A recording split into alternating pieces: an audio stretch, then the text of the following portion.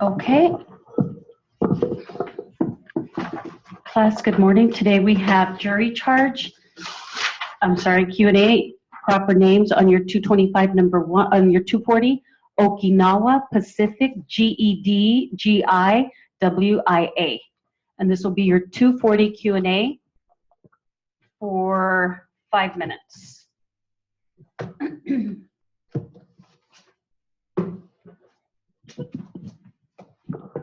And it does start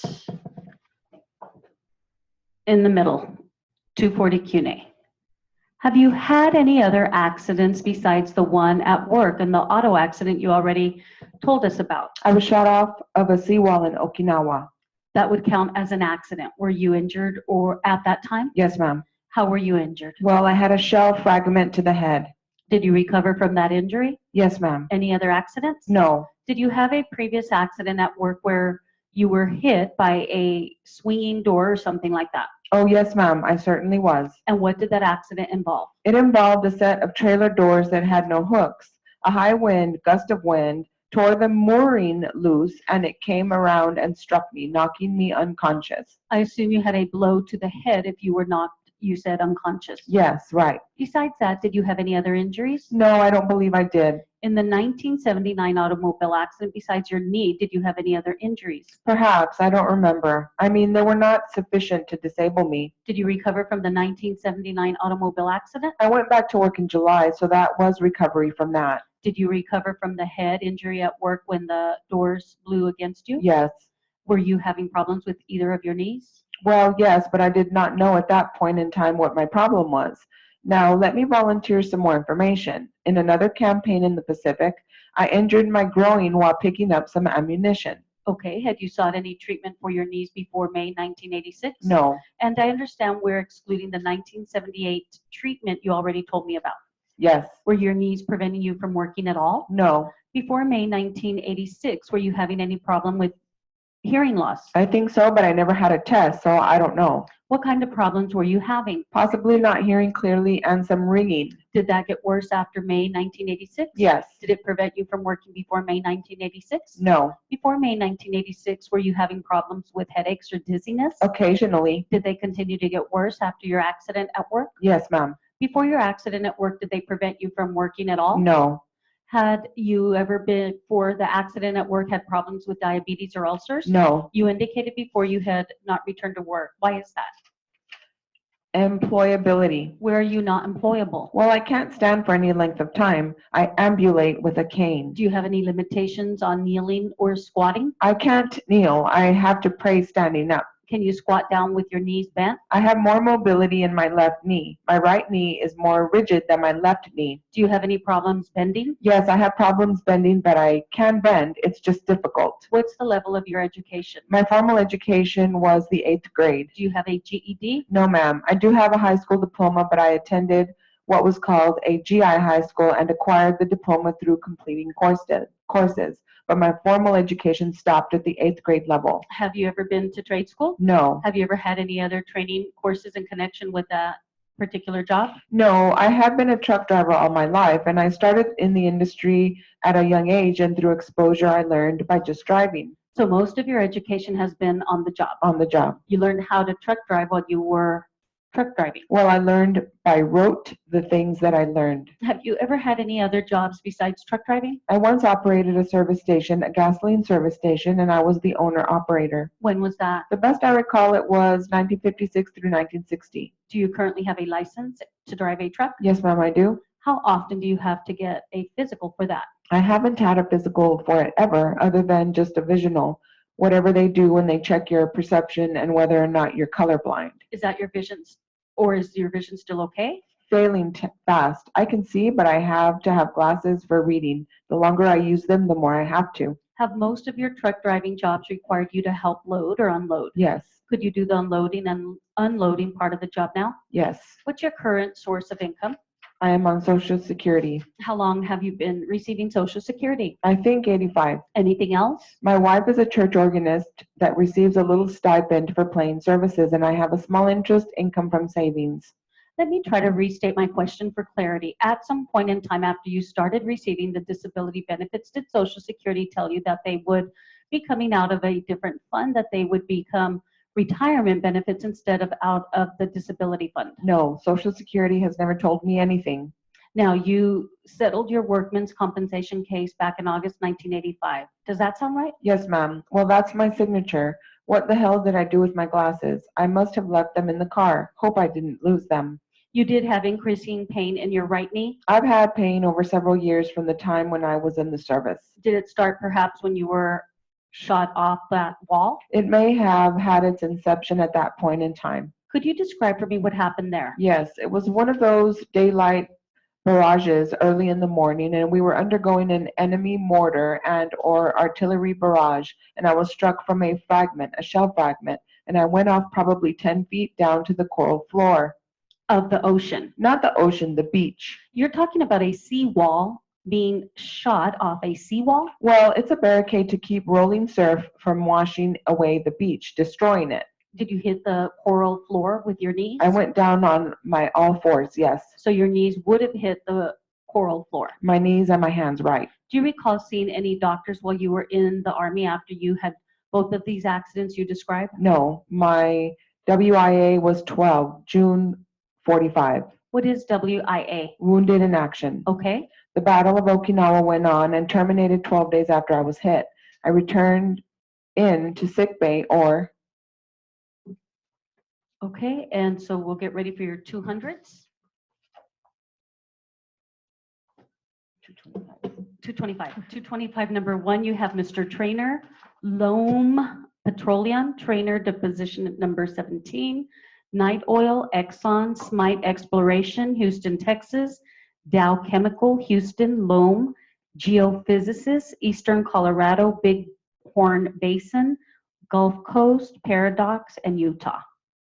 And this starts at the beginning, it seems like, okay? And 225, number 1 for 5 minutes, called Oil and Gas Lawsuit.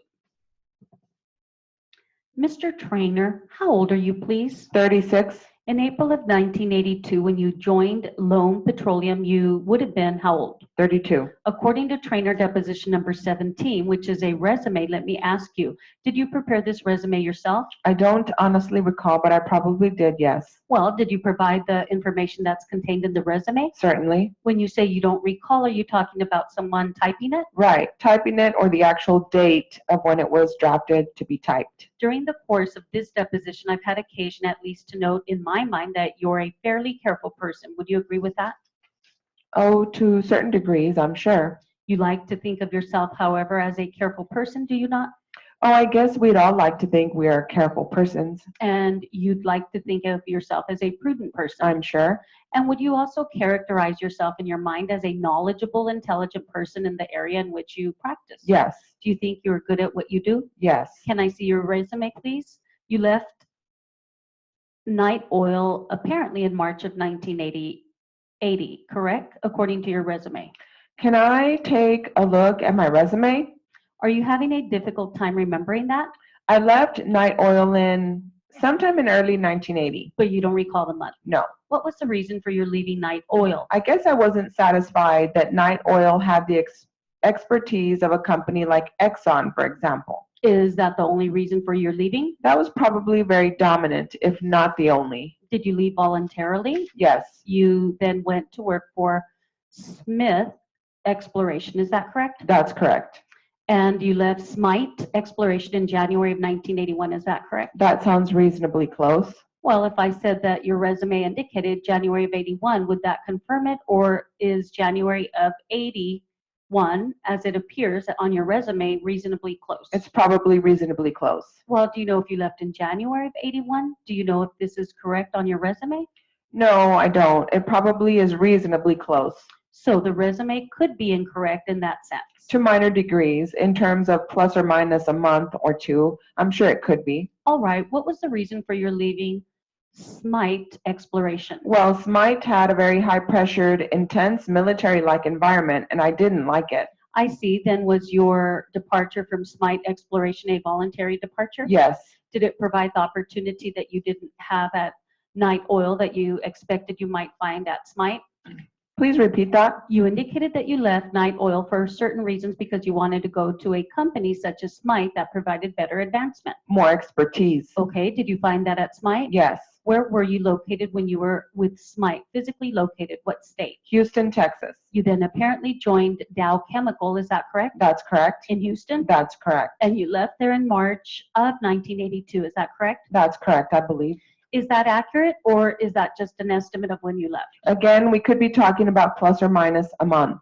And what were the reasons for your leaving Dow Chemical? They were about to be bought out by another company. So what did that have to do with your leaving? I didn't want to be there after the buyout when I suspected everybody would be fired or laid off. What made you suspect that everybody would be fired or laid off? It's a fairly common occurrence during buyouts of oil companies. In advance, did you know that that was going to happen? I predicted it would happen, and it certainly did. Your departure from Dow Chemical was voluntary then, is that correct? Correct. You then went to Loam Petroleum, correct? Correct. The resume indicates that you commenced work there in March of 82, is that correct? That's correct. So it could be off again as much as a month as to when you started at Loam Petroleum. I don't honestly know if it was March or April, but one of the two. And the resume indicates that you departed from Loam Petroleum in June of 1983, is that correct? June or July. So that could be off as much as a month as well. That's true. I believe it was the 1st of July. Now, could you tell us the reasons for your departure from Loam Petroleum?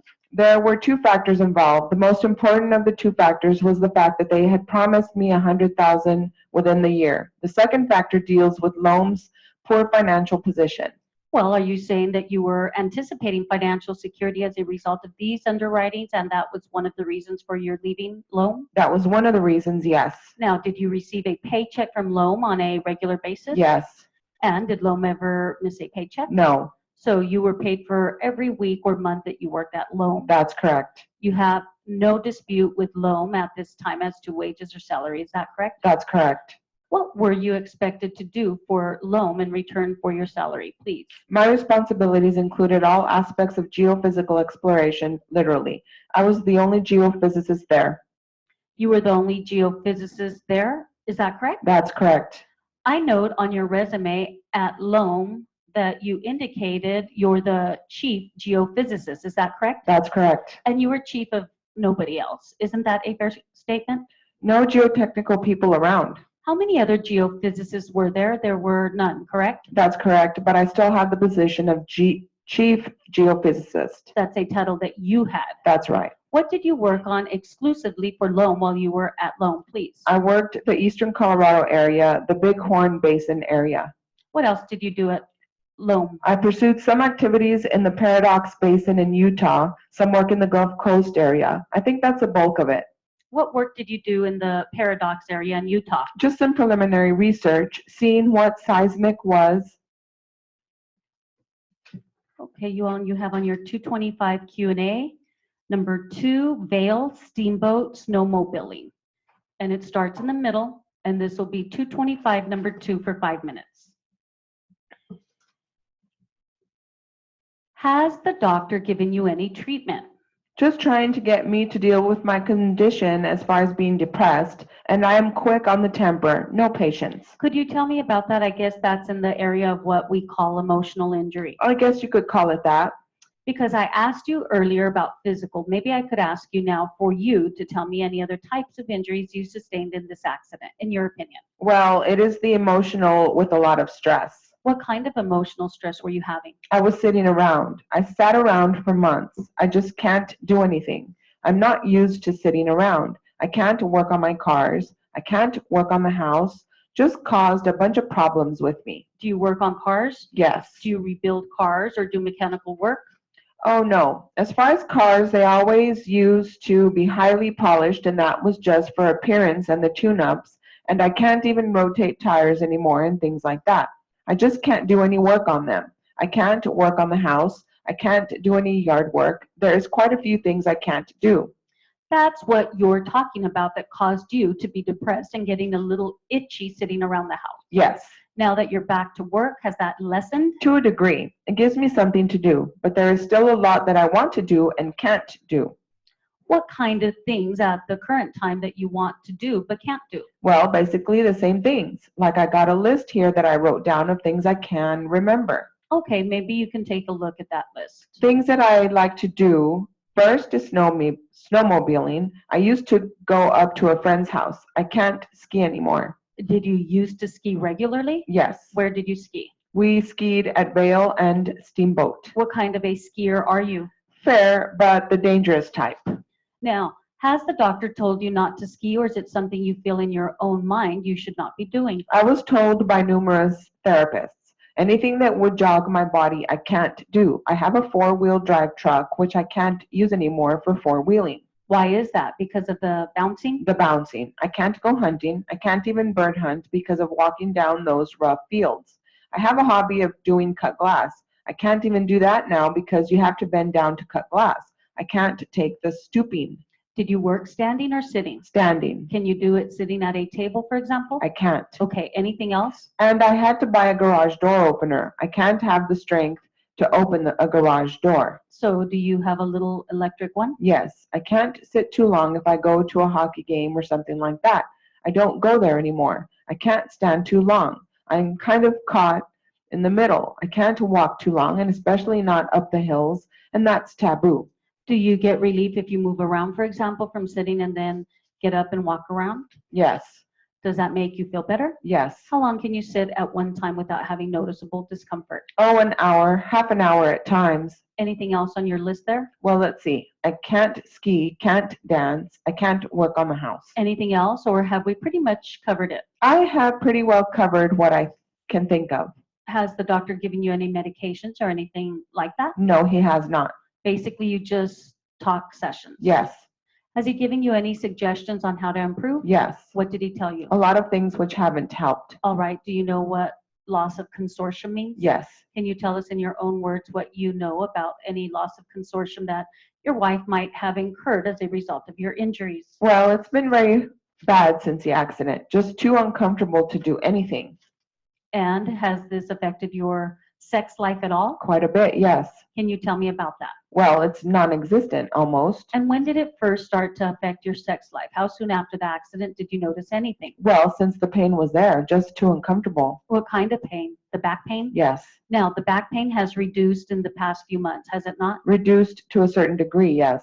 Has there been any improvement upon your love life? No, there hasn't. It is true, is it not, that before the accident you had some problems with impotency? A different type before the accident. What kind of problem did you have with impotency? Hard to get aroused. Not real hard. In fact, you had been seen by a doctor for that, hadn't you? I mentioned it to the doctor. How long before the accident had you been having that problem? I don't know. Are there any other problems or injuries that you would describe that your wife might have incurred because of your injuries following this loss of consortium claim? Injuries that she might have? Inconvenience, maybe, or tell me if you can, what other injury has your wife sustained as a result of your injury besides the effect on your love life?